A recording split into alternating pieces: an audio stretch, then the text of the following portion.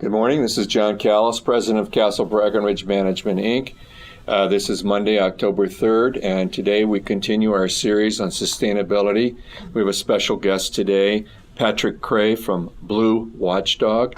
He is a consultant to water districts on irrigation and sustainability, and his company is Blue Watchdog in Cardiff. Patrick is a former naval officer and also engineer for Hunter Industries.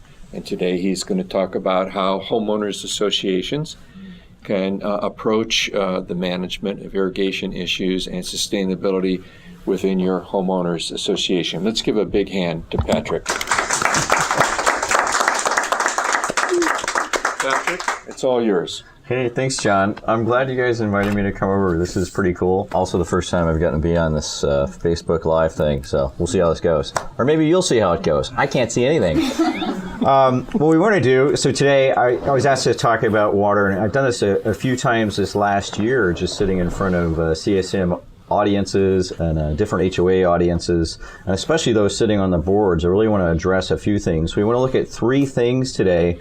The state actually asked you the same thing a while back by law to ask you to take a look at a few things. One of them was the scheduling for your irrigation. Another was leaks. And then the third one would be runoffs. So I want to focus in on those three items. So whatever you can listen to today and take notes on, tomorrow you can actually do something. I'm a big fan of practical lectures versus pie in the sky. And we'll have some questions as well. So I'll try to speak for maybe 10 minutes or so, 10, 15 minutes, and then we'll address any questions that we have from the audience. The first one I want to look at is scheduling. Scheduling is referring to the irrigation controller. Probably not an exciting topic at the commercial level unless you're a big fan of Excel spreadsheets.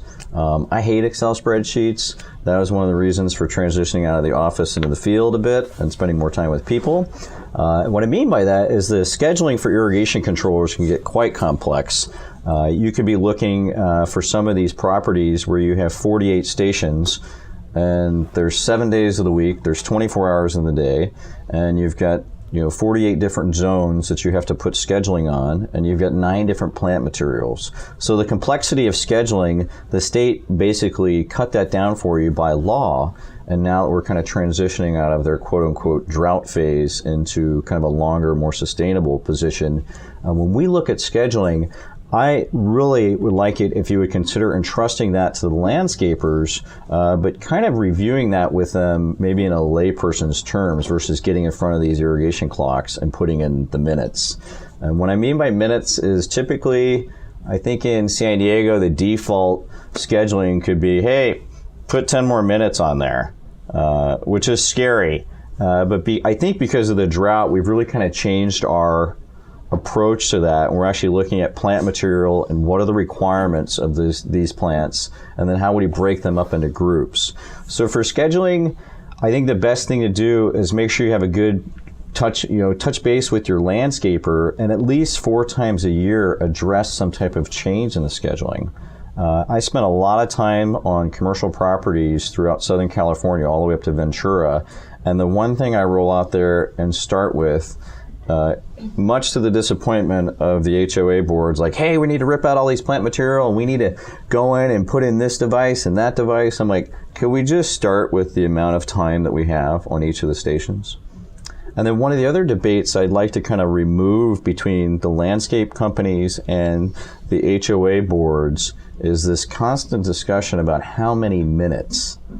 I'd like you to kind of consider a paradigm of shifting away from how many minutes are on the clock to how much water is actually being consumed. And the way we do that is we walk away from the irrigation clock and we go to the water meter. And that's a big change. I know we pull up to gas stations. I've never seen a couple pull up to a gas station, get out of the car, and the wife looks at the husband and she's like, all right, I'm going to time it. You start putting gas in the car. And it's always kind of like this. And yet I will walk onto a property where the water bills are consuming $150,000 a year, ranking number 2 in the budget, not just, or maybe right below the maintenance costs. And everybody wants to talk about, they have 13 minutes on this station. and I'm like over here pulling my hair out, which I no longer have. I mean, this whole concept of minutes on the irrigation clock, when what we need to do is shift to the water meter. And if we get to the water meter, then we're like, oh, we used 37 units last week. We should have been using 50 units. Oh, we're killing plant material. Or we used 100 units and we normally consume 75 units. Why are we 25 over? Irrigation man goes out, he looks, and there's 3 zones that have been leaking for the last week. And they were hit by a baseball bat by a 7-year-old. Just saying. So let's think about shifting and scheduling from how many minutes are on the clock to looking at the water meters. So that's the first topic, scheduling.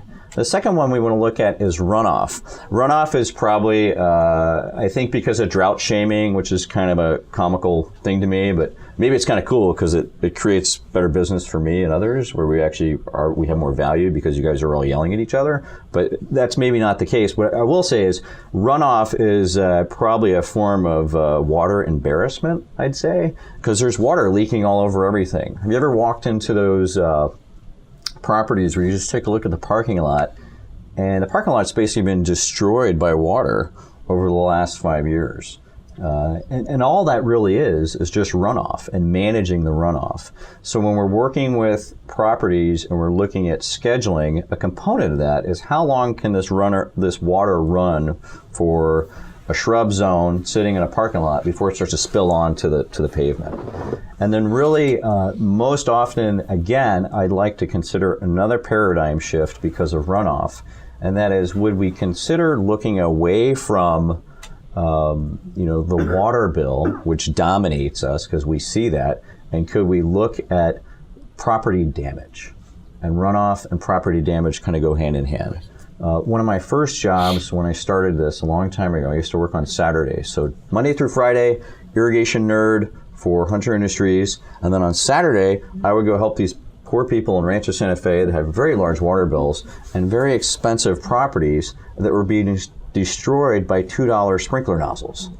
And one particular client, I remember just the irate look on his face. I think it was like in 2009, this is a while back. And there is his $2,000 wood mailbox that has been systematically destroyed by a $2 spray nozzle that broke for a year. So now he's got a $2,000 mailbox that basically needs to be repaired. Or those properties, you ever walk around those properties that you're taking a look at the paint down at the lower side of the property, and there's all the sprinklers that are just destroying the paint. Like, when would we ever just park our car in the middle of the grass and just turn on sprinklers on it and just do that? But yet we'll do that. Now, the only way you could really do that is you move to a tropical island and you let the ocean spray do that. Consider, like, when we turn sprinklers on, that we're putting, our property at risk. And if it's not touching plant material and it's touching your property, that's a little bit more important to me than water bills sometimes because of the cost. What's it cost to paint a commercial facility? What's it cost to go around and paint an entire homeowners association? My friend owns a painting company here in San Diego. He likes it, but I don't think you like it.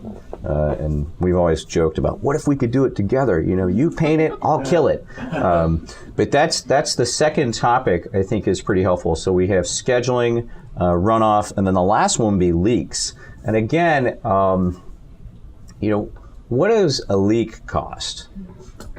We just asked that question if we looked at our water bills and we went back and let's just do a 10-year survey of one property and just look for the spikes. Well, for one thing, everybody gets angry about it. That's, the relationship is you're right now at some form of strife with your beloved landscape contractors. Another thing is it's really an anomaly. We really would like people to consider shifting from waiting for the water bill to show up, which may show up on the 1st, the 2nd, the 7th, the 12th, the 14th. You don't know when it's going to show up. Let's just say it shows up. It's in the mail. It's kind of like hearing from the IRS. You never know when it's going to show up, but it's definitely going to show up in the mail. So this water bill shows up, and then we read it, and we're like, oh, there's a spike. That was a spike from almost 3-4 weeks ago.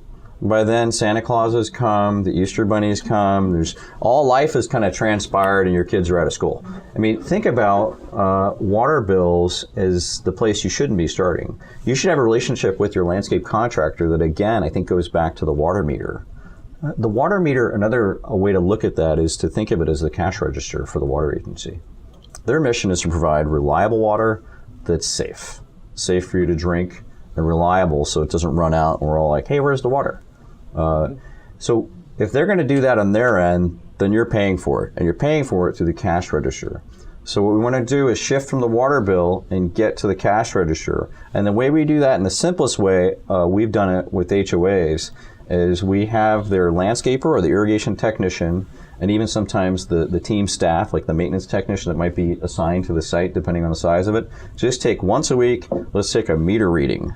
And then we're tracking the water meter and we're reading the billing units on there. So each week you might have, in the summer it's normal to use 25 units, in the fall 10 units, in the winter, I hope everybody turns their stuff off at least by Christmas.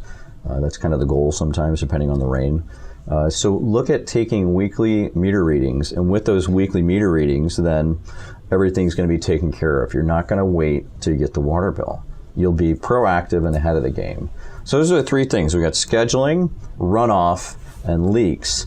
And I'm sharing those as if they're kind of like, this is innovative. I'm more sharing that these are paradigm shifts. We never time gas going in the car, but yet we're always talking about the minutes on the controller. Let's go to the water meter and see what the consumption is when we're looking for scheduling and for leaks. And then for runoff, consider property damage as your number one threat.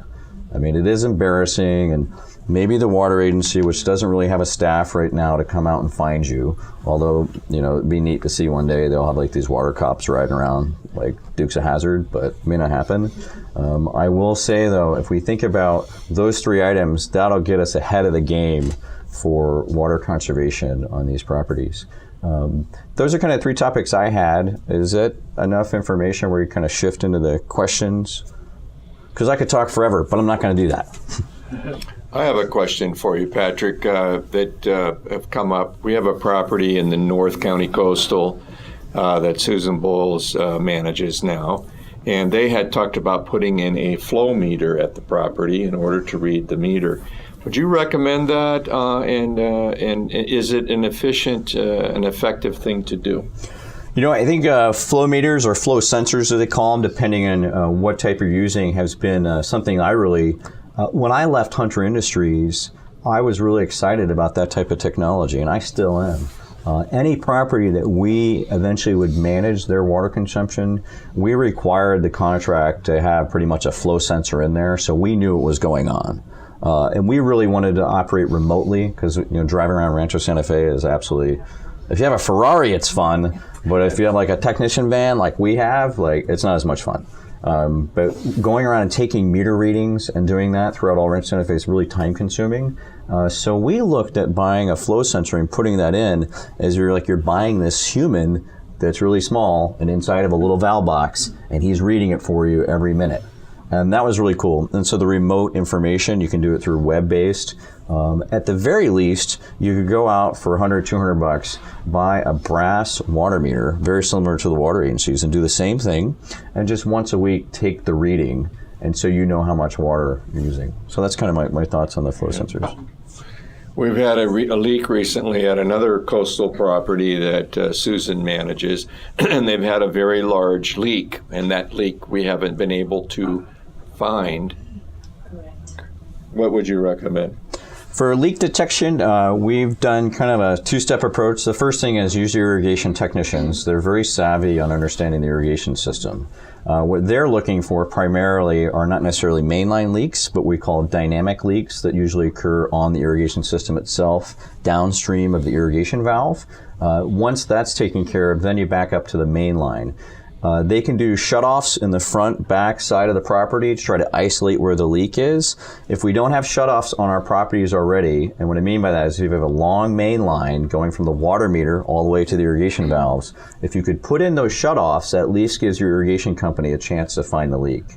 If they can't, then we actually go out and we call up our leak detection companies. And the leak detection companies, they'll roll in for like $280 for the first hour and everybody gets sticker shock. But what they're doing is pretty sophisticated work where they're using gas and like a thumper that actually vibrates through that. And we've done this in Rancho Santa Fe. Some of our best stories have been leak detection.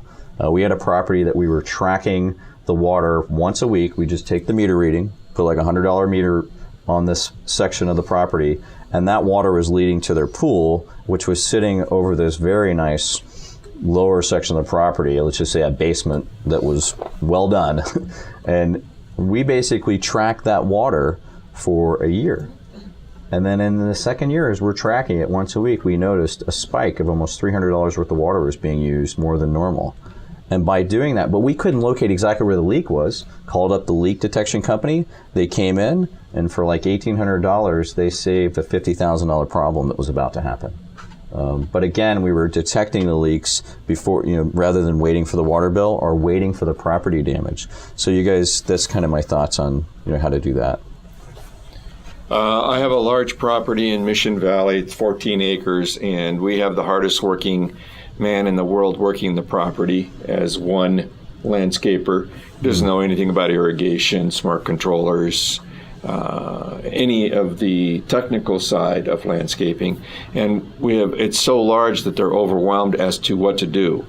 Where is the first place to start on something like that, on a large property where there's never been any real management of the irrigation at all?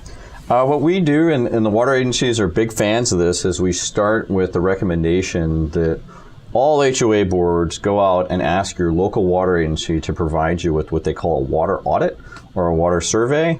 In the past, we've met with HOAs and they've asked us like, hey, can you come solve our problems, Blue Watchdogs? And I'm like, have you gotten your free FREE water audit from the water agency? And they're like, what's that? I'm like, call up this number, send in the email, do whatever it takes, show up in person and ask for help from the water agency.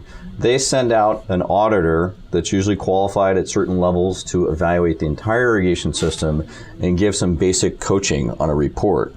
Once that is done, then you want to look at contracting either a landscape contracting company or an irrigation technician company. I enjoy the irrigation technician companies because that's all they do.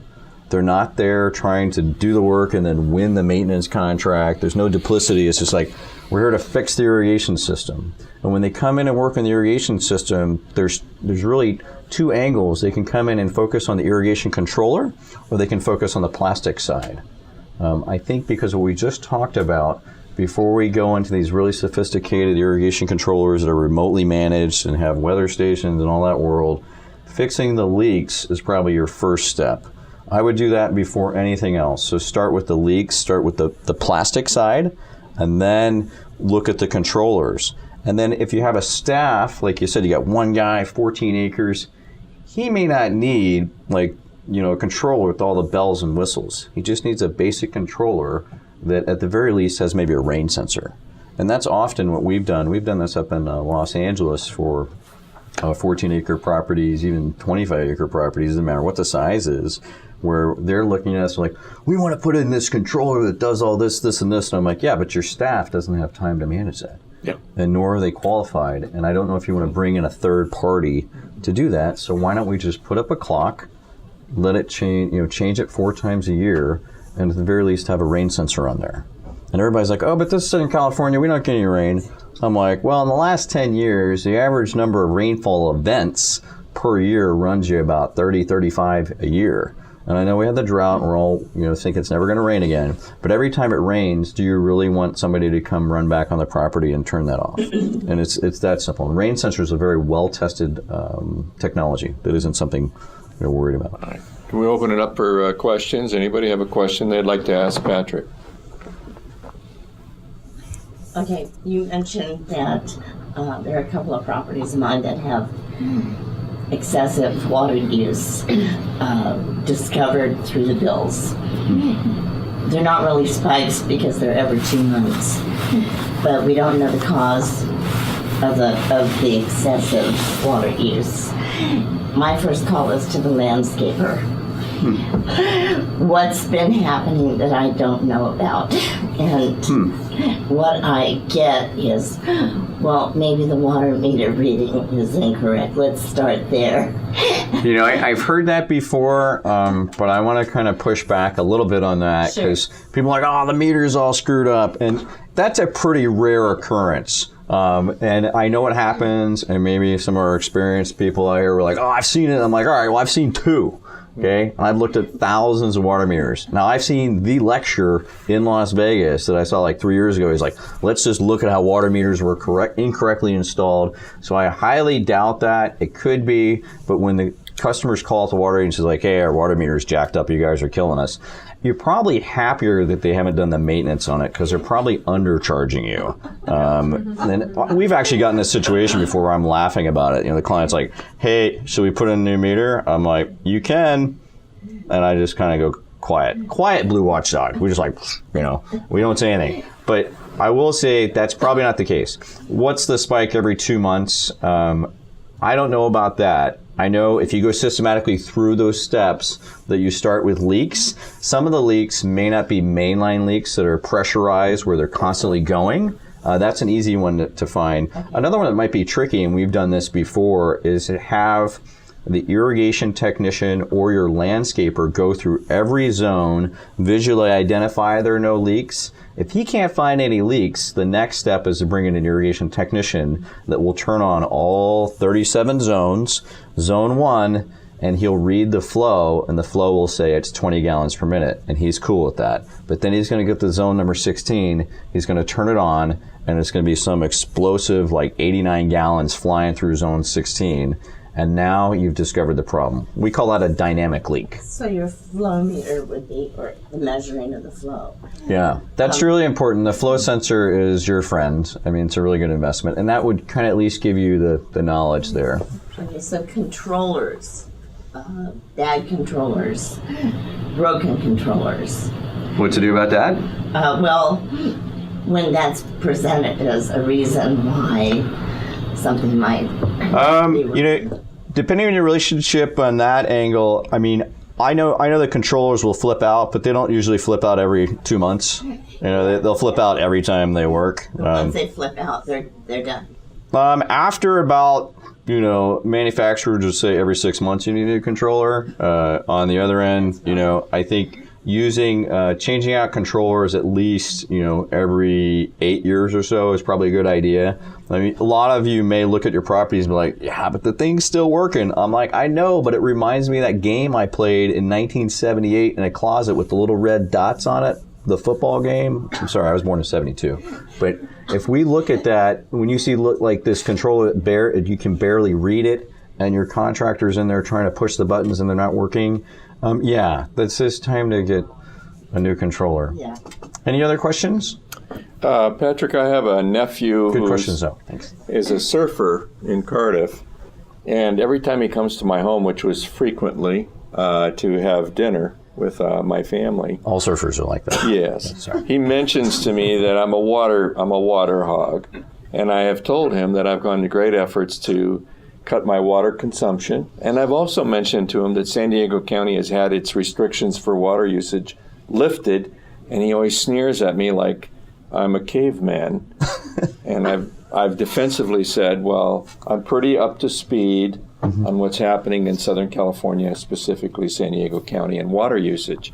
Could you clarify for our homeowners what's happening in San Diego County versus the state? You know, San Diego County's got, you know, you got 24, 25, 26 different agencies all under one domain inside the county. And San Diego County has some really sophisticated and accomplished water conservation professionals. And the transition, I'd say, maybe not out of the drought, but into a newer era, is that as long as they establish for the state that they have enough supplies to last for a certain amount of time, then they can lift the restrictions that they've had. But it doesn't change the paradigm and the mindset that the county still wants us to have. So what you're doing by, you know, staying with your own technologies and your efforts to save water is something they want to see that stick. The agencies are always pushing into not just innovation, but to try to make the market transition out of a water hog status into a water conservation world. So I'd say that the real shift is that they're not mandated by the state to do these certain regulations anymore. they're mandated by the state to show that they have the supplies to last a certain amount of time. But their mindset is that some of them might even be praying. I know I am, that people will actually stick with the regulations that were before. And what we talked about, and I'm not going to say ironically enough, I kind of intended this. If you look at those topics I talked about, scheduling and runoff and leaks, what were the regulations that the state put out there? They're like, hey, fix the leaks within 72 hours or we're coming after you. There will be no runoff. And for your scheduling, here's the number of days. So I've kind of given you guys a coaching session on what the regulations were, and maybe they've been lifted, but I think they should push through. So as long as you're doing that, you can laugh at your surfing, did you say your cousin? My nephew. Your surfing nephew, and send him back out in the ocean, and you can be like, hey dude, I don't have runoff, dude. I don't have any runoff. You can surf all weekend and not get sick and throw up like I did because I'm a surfer 10 years ago. It was awful. Yeah. Don't go in the water after the rain, regardless of what John's doing with his water in Cardiff. Just saying. Okay. Question? I have a question. I have a property that by fiat, the ex-president, who has been since recalled, decided to shut off all the water. And they have, it's resulted in a lot of things being lost and kind of an empty lot situation. I've gotten together with the water agency and reactivated the account, and they were like, "Oh yes, we'll turn the water right back on again." And I said, "No, we can't do that until I have somebody take a look at the system." So now that they're going to be paying money for water again, I'm trying to figure out what's a good strategy to take a look at that whole system and make sure that once we do have it turned back on again, that we're operating in an efficient manner. They're a good strategy, especially while you have the water off. And we've seen this up in Los Angeles a few times where we've been called out like, hey, go do the water audit, because our company will do these water audits for water agencies. And we go out there, and while we're out there, they're like, hey, wait a minute, the water meter's been turned off. So before they turn it back on, I think what you want to do is start with an irrigation technician, have them turn the water on and go through and inspect the irrigation system. If they identify mainline leaks, which are the pressurized leaks, then they need to fix those first. If the irrigation company can't fix those or can't find them because it's under a nest of trees, that they then want to bring in the leak detection company. Once you get those two checkoffs done and you get the irrigation system operating, at least on the plastic side, consider taking a look at the irrigation controller if it needs to be upgraded, which the rebates are amazing for controllers, and those have continued. Maybe they got rid of the turf rebates, but do not shy away from the rebates for controllers. They're always really good rebates. And then once you're done with that, then bring in the landscape maintenance company and execute from there. But that's my start. Irrigation technician, leak detection company if needed, and then you bring in the landscape company. But yeah, don't just turn the water meter on, because it might be kind of like a circus and a water show. Right. On your cars. They call those crazy sprinklers. When they hit your car, it's called a crazy sprinkler. Okay, if there aren't any more questions, we'll conclude this portion of the meeting. Let's give a big hand to Patrick.